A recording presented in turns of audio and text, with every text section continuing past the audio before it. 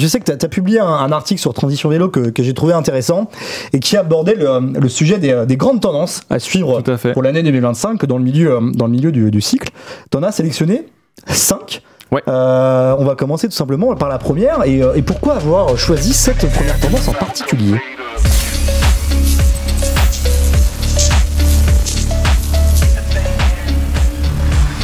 En fait, je m'ennuie un peu en fin d'année, là, et je réfléchissais, tu vois, je me disais, donc j'ai sorti 10 tendances, et c'est vrai qu'on peut condenser en 5 principales. La première dont j'ai envie de te parler, c'est l'arrivée d'un segment mid-tail, vélo biplace. C'est quoi ? Rappelle-nous un peu ce que c'est déjà. Alors en fait, on avait jusqu'à maintenant les vélos long-tail, cargo long-tail, qui permettent d'avoir une grosse capacité d'emport, de mettre jusqu'à 2 enfants derrière, 200 kg de chargement, etc. Ils sont très encombrants. À l'inverse, on avait des vélos short-tail, qui étaient aussi porteurs, sur lesquels on peut mettre une personne, sur lesquels plutôt très compact, mais entre les deux il y avait rien, et là on arrive avec des vélos qui vont à mon avis beaucoup se démocratiser dans les années qui viennent et dès cette année, avec donc le mid-tail. C'est un vélo qui a en gros l'encombrement d'un vélo normal, entre 1m70 et 1m80 on va dire, mais qui peut porter une deuxième personne, et c'est hyper pertinent dans les modes qu'on a de déplacement, parce qu'en fait tout simplement aujourd'hui tu réfléchirais pas à un scooter sur lequel tu peux monter à une seule personne, ça n'existe pas. Et ben de la même manière, un vélo, tu peux emmener ton pote, tu peux emmener tes enfants plus facilement, même quand ils ont grandi. Parce que toi, souvent on pense enfant, petit enfant, siège enfant, etc. Mais non, en fait, les enfants, ça grandit, ça devient des ados. T'as aussi besoin des fois de les déposer le matin en partant au collège, etc. Donc c'est vraiment un segment qui, à mon avis, hyper pertinent. Il y a une demande sur ce segment et les marques vont y répondre. On voit déjà la Intersport qui arrive avec le Cross City Plus. Ouais, on l'a vu des images juste avant le Gaia Compact. Le Gaia Compact, ouais. C'est ça. Ça c'est le Cross City, c'est Nakamura. Le Cross City Plus. C'est intéressant puisqu'il y a un prix bien agro. Qui est à 2200 €, je crois. Là, sur les Vélofolies, il y a la marque française Eau de Fil qui vient de présenter son Buzz, qui est pareil sur le même créneau. C'est un vélo un peu plus cher, 3700 €, mais très bien équipé, courroie, variateur Enviolo, etc. Donc voilà, première tendance, je pense que le mid-tail, ce vélo un peu hybride, t'as plus besoin de long tail, t'as plus besoin d'un vélo trop encombrant. Par contre, t'as besoin de transporter quelqu'un au quotidien, ça va marcher. Le biplace rentre dans cette catégorie aussi un petit peu. Exactement, c'est un vélo biplace. Pour moi, c'est vraiment le vélo biplace parce qu'en fait, tu te rends compte que sur beaucoup de porte-bagages, t'es limité à 35 kg et tu peux pas emmener ta femme, la déposer quelque part, etc. Un adulte, simplement. Voilà. J'avais testé le Kino Bike en biplace avec ma copine et c'était pas mal du tout quoi, pour se déplacer en ville, etc. En plus, t'as un petit accélérateur qui permet de faufiler entre les bagnoles, limité à 6 km/h évidemment, mais qui te permet de faufiler entre les bagnoles avec un bon équilibre, une bonne stabilité. C'était cool. Et globalement, on voit aussi des frontières entre les catégories. Justement, avant, c'était cargo ou classique. C'est vrai que même dans tous les mélanges, tous les catégories, en fait, les frontières disparaissent de plus en plus entre des pliants, des cargos, des classiques. Les prochaines années, elles vont être pas mal intéressantes. On avait très les vélos 26 pouces à l'avant, 20 pouces à l'arrière. Puis après, les deux roues 26. Maintenant, on voit que les constructeurs arrivent aussi en 24 pouces. On a des vélos porteurs comme le Jean Fourche, par exemple, le Jean 2, qui est en 24 pouces avec 70 kg de chargement à l'arrière. On a le petit porteur que tout le monde connaît en France, etc., qui est lui beaucoup plus compact. Mais voilà, comme tu dis, les lignes se floutent, s'entremêlent. On arrive à avoir un vélo qui répond un peu à tous les usages. Un peu comme les crossovers en automobile, quelque part. C'est ça, on sait plus où donner la tête à la fin dans l'automobile. Entre un SUV et un crossover, t'es en mode attends, qui est quoi? En fait, les lignes se mélangent. Souvent, parfois, même les constructeurs eux-mêmes ne savent pas. On appelle ça short-tail, mid-tail. On sait pas encore quel vrai nom donner à ça en fait. Mais c'est bien après donner un nom comme ça. Je pense que donner un nom, ça définit aussi un usage. In fine. Les long tail définissent vraiment pour moi un usage très familial avec deux gosses derrière. Un mid-tail est plutôt un format hybride qui peut à la fois s'adapter pour une famille et des couples. Et j'en vois vraiment de plus en plus dans Paris, des gens, deux adultes qui sont là. On peut voir, on a piqué cette vidéo à notre très cher collègue de Numérama du 3e étage avec le Bondaz qui avait testé du coup le Gaia compact. Et tu vois, tu mets un adulte derrière au cam, c'est plutôt cool quoi. Très bien pour se balader. On va parler de la deuxième tendance que tu vois venir toi en 2025, c'est alors tu m'as écrit la fin des vitesses. Qu'est-ce que c'est que ces carabistouilles, mon Mathieu là? La fin des vitesses, c'est un vieux serpent de mer tendant le vélo. Ça fait des années et des années que beaucoup de fabricants, beaucoup de fabricants de composants essayent de faciliter en fait les vitesses, parce que quand tu sais faire du vélo, pour toi ça te paraît naturel d'arriver à un feu rouge, de descendre les vitesses, etc. pour repartir. Mais il y a plein de gens qui se mettent au vélo pour qui c'est compliqué de passer des vitesses, on peut le comprendre. Et c'est une prise de tête, tu vois. Les constructeurs nous le disent souvent. Clairement. Et tu suffit de te mettre à Paris où tu regardes les gens qui roulent en vélo et t'en as 2 sur 3, tu te dis mais ils savent pas passer des vitesses, vraiment, tu vois. Et donc c'est une problématique. Et il y a déjà beaucoup de solutions qui existent et elles sont aujourd'hui pérennes et elles sont aujourd'hui bien installées. Alors on a AutoShift chez Shimano, on a eShift chez Bosch, qui est d'ailleurs compatible maintenant avec les transmissions Shimano. Il y a beaucoup de solutions. Il y a Bafang qui intègre des moyeux avec des vitesses intégrées, qui intègre des vitesses à ses moteurs. On a des moteurs à vitesse intégrée comme chez Cycli Valeo, là, le 7 vitesses automatique, Pignon MGU, enfin bref, il y a beaucoup de solutions à vitesse automatique.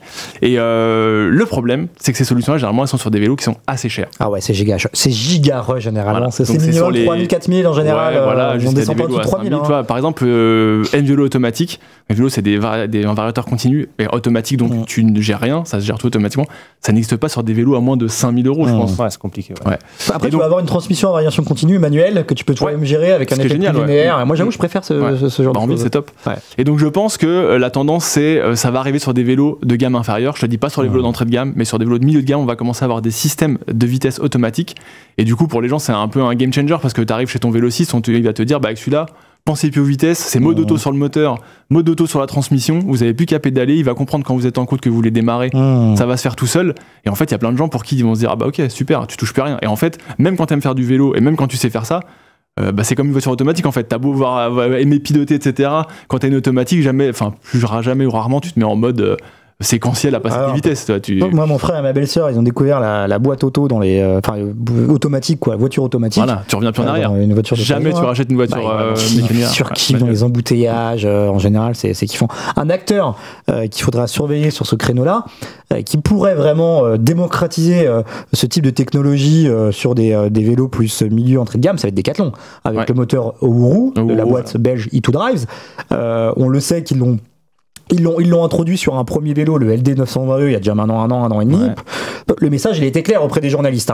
On va le démocratiser sur des vélos moins chers. Ça arrive sur du VTC. Là, ça arrive sur du VTC. Ils travaillent sur une version un peu plus compacte, peut-être pour du VTT même. On va voir ce que ça va donner. Intéressant. Mais Decathlon a une carte à jouer sur ça. On l'a tous essayé, je pense, ce vélo. C'est une dingue, ça. Il est assez bluffant parce qu'il annonce 65 Nm de couple maximal, en fait, continu. Mais en fait, c'est du couple continu. Et en fait, je faisais la course avec un pote qui est en Bosch 85 Nm. En fait, je le grillais. Sur le démarrage, sur les axles. Il est incroyable ce moteur. Sur les axles, sur du Performance Lane 6. Sur le 0,25 si tu veux. Ah oui, mais c'est une puissance de dingue, ça va à plus de 1000 watts en pic. Ça tabasse. Et bon, sans parler de la puissance, même, donc déjà les côtes se montent très facilement, mais surtout tu gères uniquement ta cadence de pédalage cible. Le RPM, c'est ultra pour les gens qui savent pas faire de vélo, c'est tellement instinctif, quoi. C'est du clé en main, c'est quand même pas mal. Il y a le dernier Voltaire qui a eu un Bafang speed aussi, qui marche très bien. Qui marche très bien. Alors, on n'a pas un large delta de braquet, etc. Mais ça permet d'avoir en ville avec l'assistance électrique, 2 vitesses automatiques, c'est suffisant pour avoir cet effet de lancement, de te lancer même en côte, etc. Et puis de pouvoir allonger un petit peu plus quand tu es sur le plat et que tu arrives aux 25 km/h ou un peu plus, de pas mouliner comme un taré, comme c'est souvent le cas avec les mono-vitesses à courroie. Tu peux arriver assez vite aux limites du développement, quoi. Soit tu moulines trop, soit c'est un peu trop dur à arriver à 25. Voilà. Il y a des mono-vitesses aussi qui s'adaptent, parce qu'il y a des systèmes intelligents qu'on a vu chez la marque française iWitch qui marchent plutôt pas mal. iWitch, c'est super. C'est un mono-vitesse, mais qui s'adapte en fonction de la vitesse, de la pente, etc. Du terrain, il y a plein de choses, et même les mono-vitesses, ça peut fonctionner pas mal. Vous savez que mon main back, là, les gars, depuis un peu moins d'un an, c'est le Lidl. depuis cet été. Maintenant, je ne roule qu'en Lidl parce que j'ai plus trop le temps de tester des vélos électriques, je dois bien l'avouer, avec les émissions Twitch. Et du coup, je l'ai pris en vélo principal. Allez. Et ben ma foi, les gars, c'est pas si mal. Moi, je me suis habitué à la géométrie dégueulasse du cadre. C'est le principal défaut de ce vélo. C'est le principal défaut, c'est que le reach est un peu trop long. Le reach est trop long. Pour les grands, faut être soit très grand ou soit faut être de ma taille, mais tu me rajoutes 20 cm de bras. Ça me ferait un physique très bizarre, mais il faut être assez. Donc du coup, on a un peu voilà, je vous dis, on a un peu le cul en arrière comme ça et les bras bien en avant, mais je me suis habitué à cette position et je vous avoue que le moteur et le single speed, tout est plutôt bien calibré et c'est vraiment un vélo où tu prends du plaisir à pédaler, quoi. Alors avec le petit bouton boost en plus sur les côtes. C'est plutôt bien. Toi, qui l'avait testé C'est Tanguy qui l'avait testé chez nous. J'ai pas roulé avec, mais je sais que surtout au prix où il avait été lancé, c'était genre du jamais vu, parce qu'en fait, tu t'attends à un truc Lidl avec des compos d'entrée de gamme. En fait, non, ils étaient allés chercher des compos de grandes marques quand même. C'est-à-dire que t'avais des pneus Schwalbe, t'as du Shimano en France, je crois, il me semble. Il me semble que c'est du Shimano. Ouais, je crois que c'est du MT200, donc pareil pour les plaquettes. Le grand classique des vélos urbains, le Shimano MT200, c'est du grand classique. Et à part, c'est effectivement, le premier défaut du vélo, c'était cette position un peu bizarre, un petit peu avec cette potence qui était trop longue, etc. Mais ils avaient quand même marqué un grand coup, mine de rien, parce que ça avait aussi fait beaucoup parler. Je me rappelle, on a fait des audiences dingues sur ces actus. J'avoue que les audiences Lidl, elles sont pas déconnantes. C'est un peu leur marque de fabrique, ils ont toujours des éditions un peu limitées dans le temps, ils ont fait ça avec des chaussures, etc.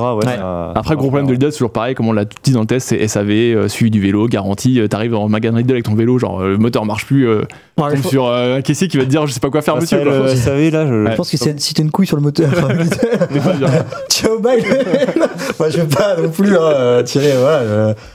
Il est possible qu'il y ait quelques difficultés. Il est possible que tu ne roules plus en vélo électrique.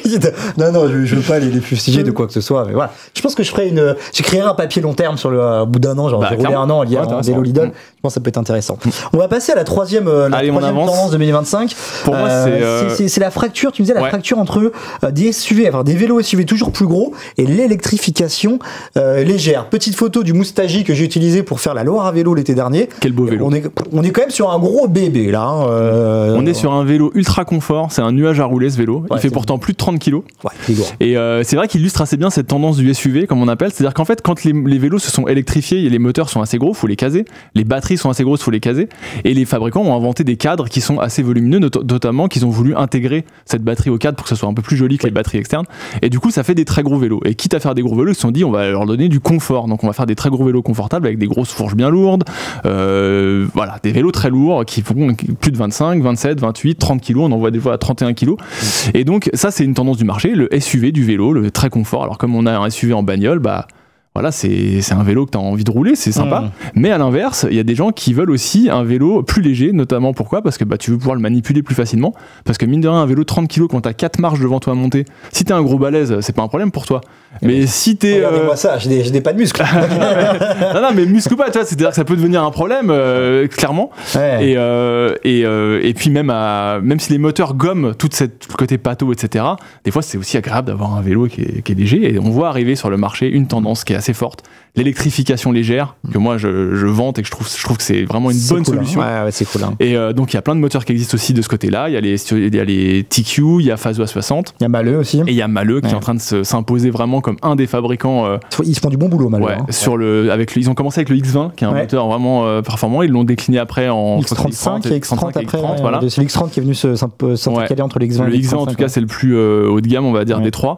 Ça permet d'avoir des vélos urbains aujourd'hui. Alors au début, ça arrivait sur le sport beaucoup, parce que forcément, qui dit légèreté dit j'ai envie d'envoyer, j'ai mon petit gravel électrique qui va m'aider pendant les côtes, vélo de course, etc. Mais on voit arriver ça sur le vélo urbain et c'est tant mieux. Et je pense notamment à la marque française Origin Cycle qui a présenté récemment le Montmartre, qui est un vélo urbain, qui est un vélo de ville, quoi, et qui fait 13 kilos. Enfin, la version la plus haut de gamme, elle fait 13 kg, 12,8 kg, je crois. Et il y a quand même un moteur Maleux à l'intérieur, enfin sur la roue arrière. Je l'ai testé, je l'ai essayé avec un gars de la boîte à Paris quelques mois déjà. Il est trop bien roulé, quoi. Alors, en fait, ce qui est intéressant, je trouve, dans ces moteurs, c'est que, on le sait, le seuil légal en France est 25 km/h, c'est-à-dire que le moteur ne peut vous assister que jusqu'à 25, et puis à partir de 25, le moteur se coupe. Et il y a des vélos qui pèsent leur poids, et quand le moteur s'écoupe, t'as beau monter sur les pédales, aller à 25-26, tu vas en chier. Que tu peux sentir et tu sens le poids du vélo. Et avec cette électrification légère, l'avantage c'est que tu peux taper dans les pédales au-dessus de 25. Et quand tu tapes dans les pédales avec un vélo léger, tu montes à 30, tu montes à 35. Un vélo bien conçu avec une bonne géométrie assez léger, 25 km/h sur du plat, c'est très facilement atteignable. Donc tu vas très vite te retrouver au-delà de l'assistance électrique, tu vas plus aller piocher dans ta batterie et au finalement, tu te dis ce vélo il a 250 Wh de batterie, de capacité de batterie, c'est pas énorme, mais tu te rends compte qu'en fait son autonomie réelle quand tu l'utilises au quotidien, elle est bien supérieure à ce que tu pouvais imaginer, quoi. Le seul bémol de ces vélos-là, pour l'instant, il y a très peu de ces vélos qui présentent des batteries amovibles. C'est-à-dire que c'est des vélos qu'il va falloir charger soit dans son garage à côté d'une prise, soit monter chez soi pour charger. Et ça reste un frein pour beaucoup de gens qui sont en appartement notamment. Parce que monter son vélo, à moins que tu aies un ascenseur, c'est ok. Mais ouais, puis avoir un vélo quand t'as des petits, on le sait bien, les gens ont des petits chez eux aussi, et avoir un vélo dans le salon branché en permanence, c'est pas non plus super cool. Même si on aime bien avoir des vélos. C'est un bonheur aussi. Enfin, nous qui testons un peu tous les types de vélos, enfin, quand on passe d'un vélo à 30 kg, ok, c'est super confortable au quotidien, etc. Mais on passe sur des vélos des fois qui sont entre 15 et 20 kilos. On appelle même parfois ça les fitness aussi, c'est un peu un mot, ouais. Et franchement, on prend du bonheur, on peut se dire, ouais, on peut passer à 30, 35, voire 40. Ouais, ça, c'est le retour du vélo fitness qui avait été un peu oublié ces dernières années. Qui revient en mode électrique. Par exemple, on peut même penser Angel, on l'oublie un peu, mais c'est des vélos super légers, on se fait super plaisir.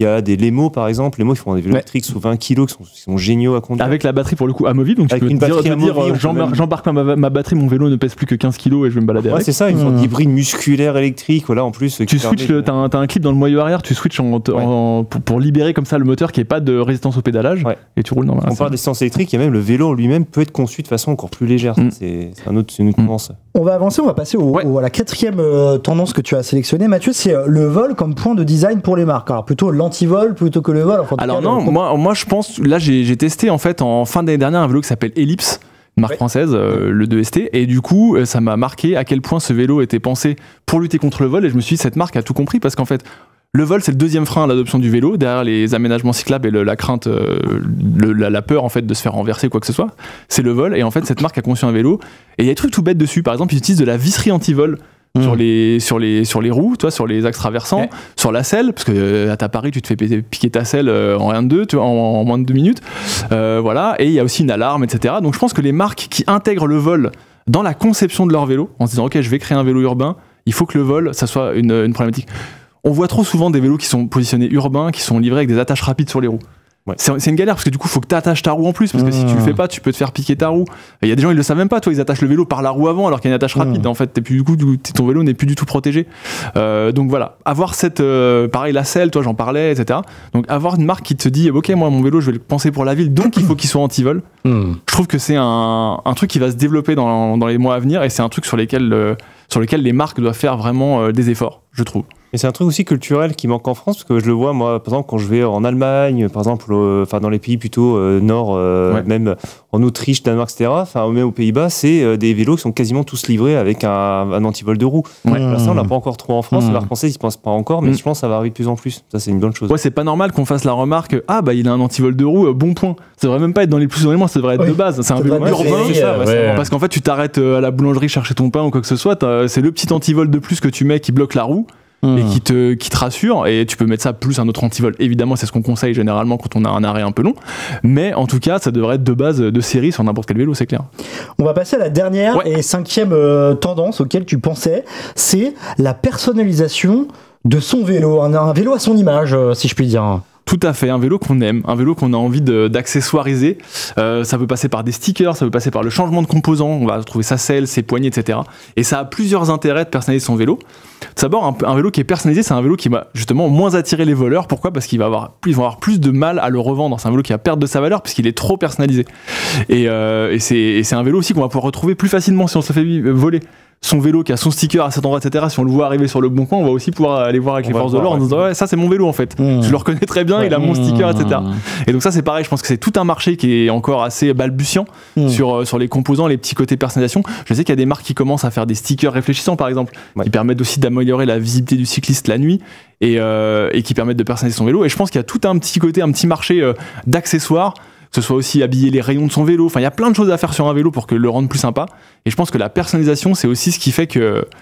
On voyait à l'image Caps Lock, regardez-moi ça. Alors ça, c'est vraiment le truc vraiment inutile, le petit capuchon de valve à son... Mais bon, ça fait partie des petites personnalisations et c'est vrai que c'est sympa.